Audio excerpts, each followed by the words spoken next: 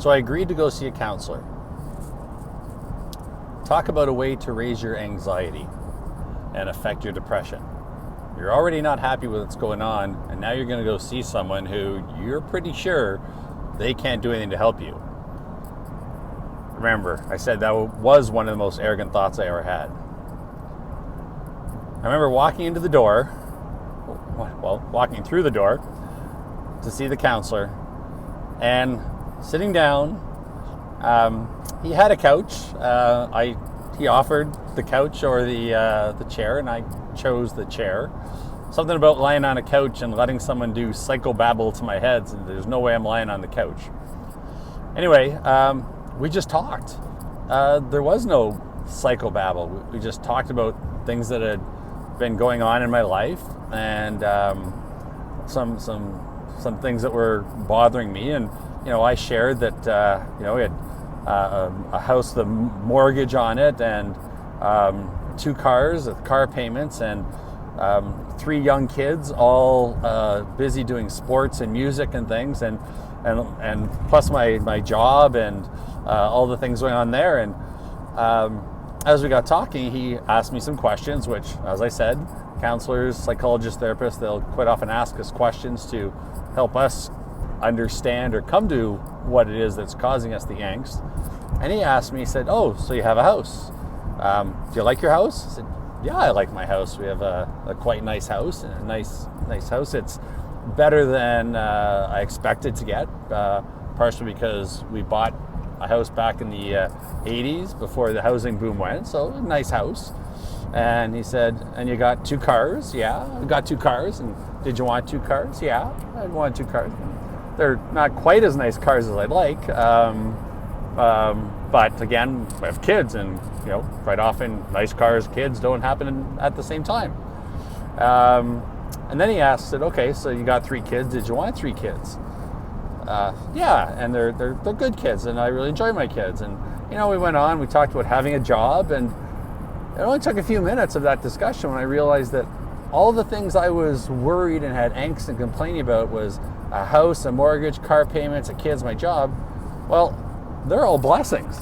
And, many people in the world don't have those blessings.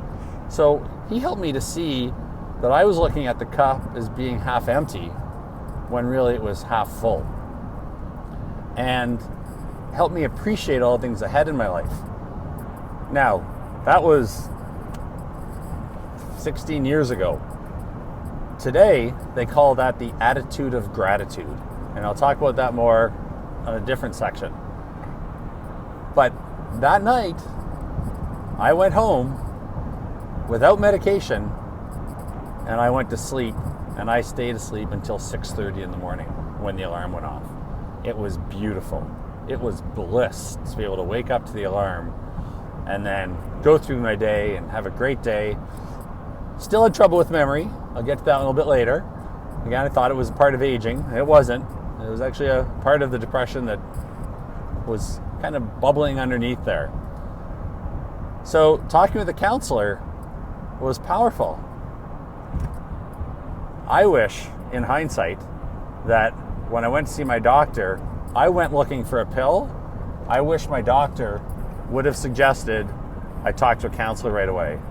Even though my first thought was, what's a counselor gonna fucking do to help me? I think talking to a counselor helps us get at the cause of what's going on in our brain, whereas taking medication, that just deals with the symptoms. The medication will help with the sleep, but it's got side effects itself, the medication. Dry mouth. Some medications add more anxiety at times until the medication kicks in better. So talk therapy actually gets at the root cause, but the challenging thing for us as human beings is we think we should be able to do it ourselves. We should be able to just snap out of this depression, anxiety thing. And that's the part that's so inspiring to me to be able to talk about it, is that for years I lived in a state of angst and anxiety that goes back to my teenage years. I can still, now that I know about this depression, anxiety stuff, I know I've had it since I was a kid. But now that I know about it, when we talk about it, my mind worried me to a state of sickness that I couldn't sleep, that I had upset stomach, felt like I was going to throw up, butterflies in my stomach, that I was sweaty and shaky all the time. My mind can think me that sick. My brain can think me that sick. Dang, I said it again. If my brain can think me that sick, can't my brain think me healthy? Well, it can, but sometimes we need help from someone else. The Beatles song, I get by with a little help from my friends. I get high, naturally high, with a little help from my friends. In this case, my friend was my psychologist who helped me break the cycle of angst and depression and get back to enjoying life. And that's where the story ends at that time, until it kicks in a few years later. That's all for now.